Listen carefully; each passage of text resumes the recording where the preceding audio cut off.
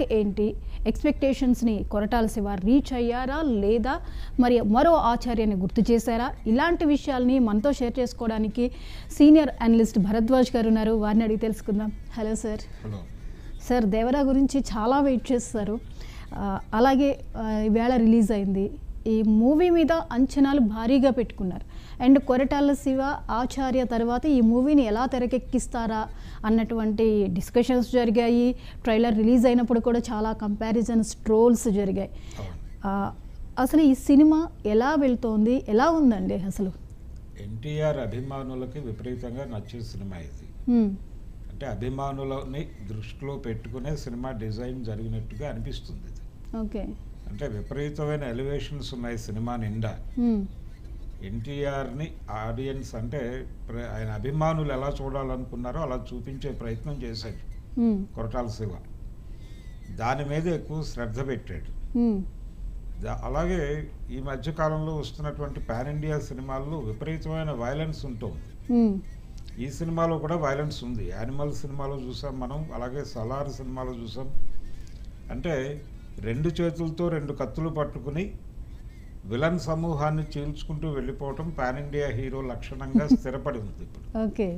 అలాంటి వైలెన్స్ ఈ సినిమాలో చాలా భారీగా ఉంది. వైలెన్స్ ఉంది, ఎలివేషన్స్ ఉన్నాయి, ఫ్యాన్స్కి పూనకాలు తెప్పించేటువంటి సన్నివేశాలు ఉన్నాయి.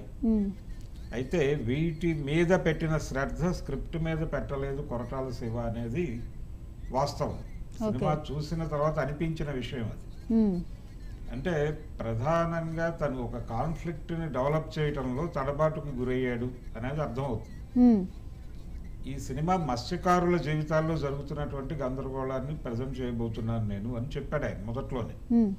వెట్లాండ్ ఇష్యూని డిస్కస్ చేయబోతున్నాను ఈ సినిమాలో అని చెప్పాడు ఆయన సినిమా ముహూర్తం రోజు మీడియాతో మాట్లాడుతూ కొరటాల శివ గారు.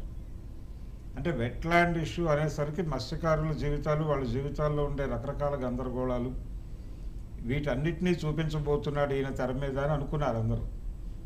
అయితే ఇది తెర మీద ఒక 4 గ్రామాలకు పరిమితమైనటువంటి కథగా మారింది. ఈ 4 గ్రామాలకి సంబంధించిన కథలో ప్రధానమైనటువంటి కాన్ఫ్లిక్ట్ ఏమిటి అనేది డెవలప్ చేయడంలో తడబాటుకు గురయ్యాడు ఆయన. ఓకే. అంటే ఒకే సమూహంలో 2 వ్యక్తుల మధ్య ఘర్షణ జరుగుతూ ఉంటుంది. ఒకే సమూహంలో కొట్టుకుంటూ ఉంటారు. వీళ్ళ జీవితాలు ఇలా అయిపోవడానికి కారణం ఏమిటి అనేది ఎస్టాబ్లిష్ అవ్వదు సినిమాలో. ఓకే.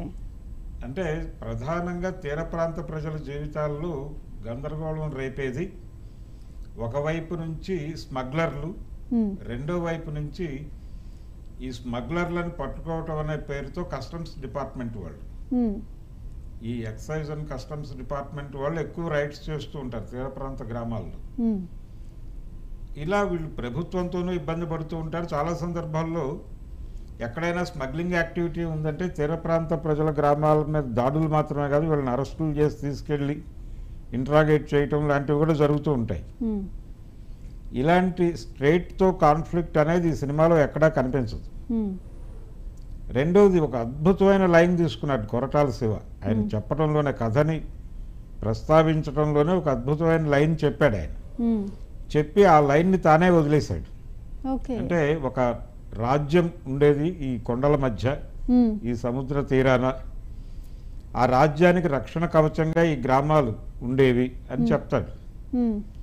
చెప్పి అంటే సముద్రం మీద నుంచి ఎవరు దాడి చేయకుండా వీళ్ళు కాపలా కాసేవారు అనేది ఎస్టాబ్లిష్ చేశాడు. చేసి తర్వాత రోజుల్లో బ్రిటిష్ వాళ్ళతో దెబ్బలాడిన చరిత్ర ఉంది వీళ్ళకి అని కూడా ఎస్టాబ్లిష్ చేశాడు. ఆ తర్వాత స్వతంత్ర భారతంలో వీళ్ళు ఆకలికి తట్టుకోలేక స్మగ్లర్ల చేతిలో పనిముట్లుగా మారిపోయారు అని చెప్తాడు. దాని మీద కథ నిలబెట్టి ఉంటే ఒక అద్భుతమైన సినిమా అయి ఉండేది ఇది. దాన్ని అక్కడికి పరిమితం చేసి ఆపేశాడు దాన్ని. అలా చేసుంటే స్ట్రైట్ వీళ్ళకి విలన్గా ఉండేది. స్ట్రైట్ని విలన్గా చూపించకుండా, అంటే సినిమాలో ఎక్కడా కూడా కస్టమ్స్ అండ్ ఎక్సైజ్ డిపార్ట్మెంట్ వాళ్ళు వీళ్ళ ఊళ్ళలో కనిపించరు, వాళ్ళ దాడులు ఉండవు.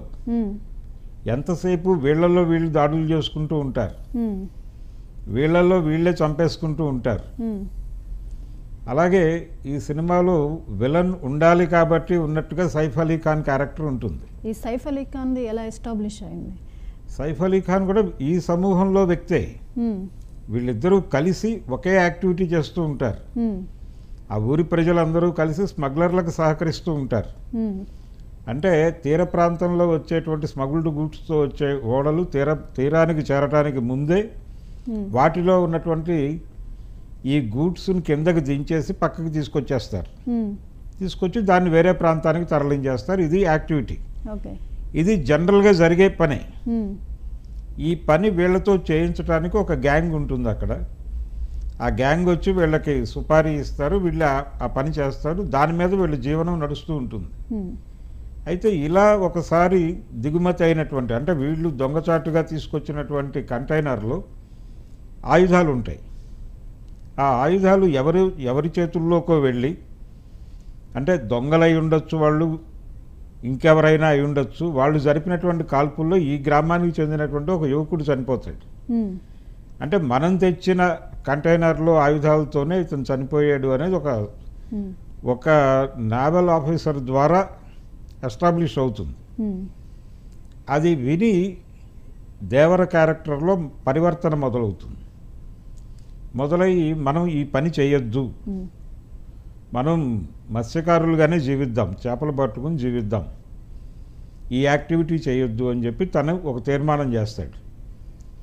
కానీ కొంతమంది యాక్సెప్ట్ చేయరు దీన్ని. యాక్సెప్ట్ చేయని వాడు సైఫ్ అలీ ఖాన్. అక్కడి నుంచి అదే వైరుధ్యం వీళ్ళిద్దరి మధ్య. ఒకే సమూహంలో ఇద్దరి మధ్య వచ్చేటువంటి ఒక వైరుధ్యాన్ని, దాన్ని శత్రు వైరుధ్యంగా చూపించే ప్రయత్నం చేశాడు కొరటాల శివ. అది తప్పు. అలా కాకుండా అంతకు మించి వేరే విలన్ ఉండడు సినిమాలో.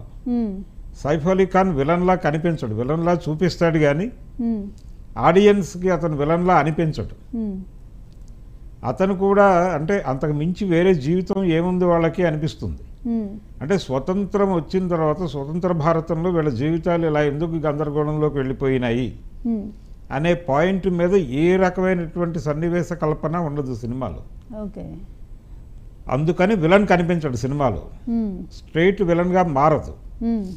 ఇలాంటి ఒక గందరగోళం ఉంది కథలో. అంటే కొరటాల శివ గారు హీరో ఎలివేషన్స్ మీద దృష్టి పెట్టి, దాంతోపాటు ఇతర అంశాలు, అంటే సినిమా పాన్ ఇండియా సినిమా కాబట్టి దీనికి సంబంధించినటువంటి ఇతర వ్యవహారాల మీద ఎక్కువ శ్రద్ధ పెట్టి కథ మీద అంతగా దృష్టి పెట్టలేదు అనేది అర్థమవుతుంది. ఓకే, మరి డ్యూయల్ రోల్ ఇప్పుడు ఎన్టీఆర్ 2 పాత్రల్లో కనిపించారు అంటున్నారు. దీనికి న్యాయం చేయగలిగారా కొరటాల?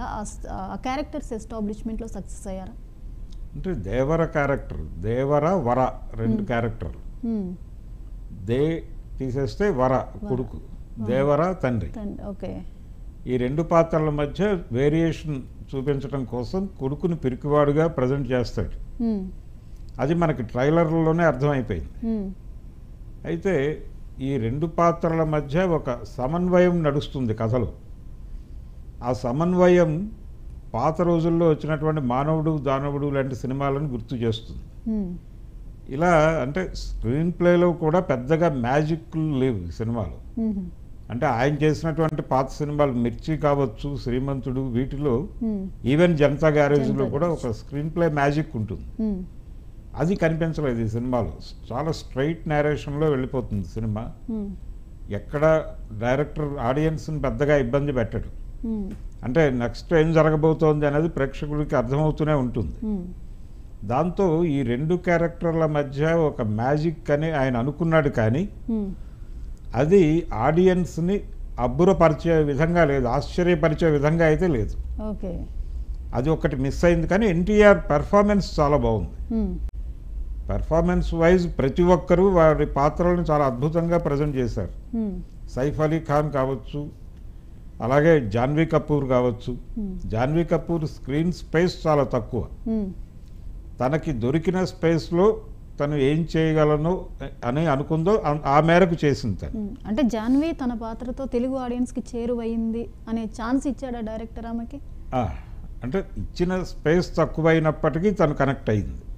కనెక్ట్ అవ్వటం కోసం తను చాలా కృషి చేసింది. అంటే డైలాగ్ తనే చెప్పుకుంది.